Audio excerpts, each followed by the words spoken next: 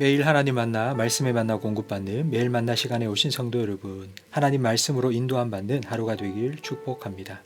오늘 본문 시편 51편 1절에서 19절은 1절에서 6절 고백, 7절에서 12절 간구, 13절에서 17절 서원, 18절 19절 회복으로 나눌 수 있습니다. 시편 51편은 다윗의 회개 기도입니다. 회개의 시작은 내가 죄를 깨닫는 것이 아니라 하나님의 인자하심을 믿는 것입니다. 다윗은 먼저 하나님의 인자와 긍휼에 의지하여 회개합니다. 인자하신 하나님께서 은혜를 베푸실 것이고 긍휼이 많은 하나님께서 용서하실 것을 믿고 기도합니다. 다윗은 자기의 죄가 무엇인지 분명히 인식하고 있습니다. 자신이 하나님께만 범죄했고 하나님 앞에서 악을 행했다고 고백합니다. 아무도 모르게 간음하고 살인했다고 생각했는데 그 순간에도 하나님께서 함께 계셨고 다 보고 계셨음을 깨달았기 때문입니다. 하나님께서 그 죄에 대해 내리는 판결은 정확하고 징계는 정당합니다.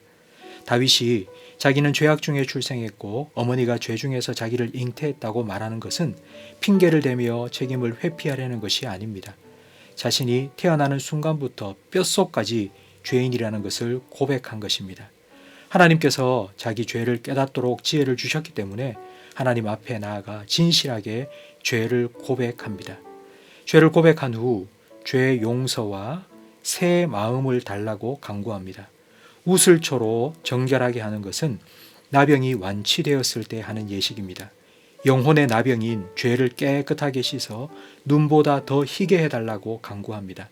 지금은 하나님께서 뼈를 꺾으신 것 같은 아픔이 있지만 다시 즐겁고 기쁜 말씀을 들려주시길 기도합니다.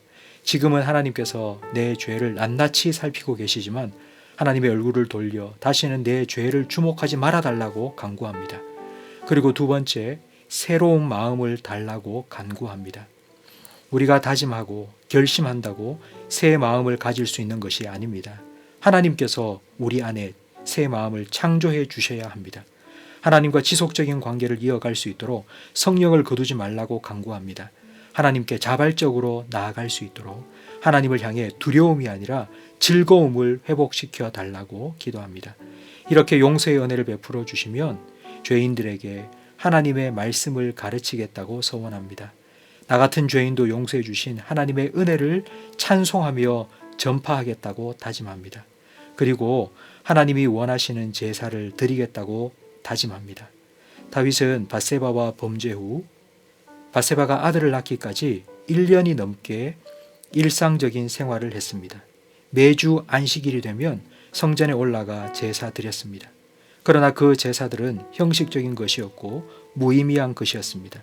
이제는 그런 헛된 예배가 아니라 하나님 앞에서 진실한 마음으로 예배하겠다고 다짐합니다. 그리고 마지막으로 온 예루살렘과 나라 가운데 다시 하나님의 은혜와 선을 베풀어 달라고 기도합니다. 다윗은 왕입니다. 백성의 대표자입니다. 하나님과 백성 사이의 중보자입니다. 한 사람의 죄는 한 사람의 문제로 끝나지 않습니다. 가정의 문제요, 교회의 문제요, 국가의 문제입니다. 내가 하나님과 막혀 있으면 하나님의 은혜와 복이 나를 통해 주변 사람들에게 흘러갈 수 없습니다.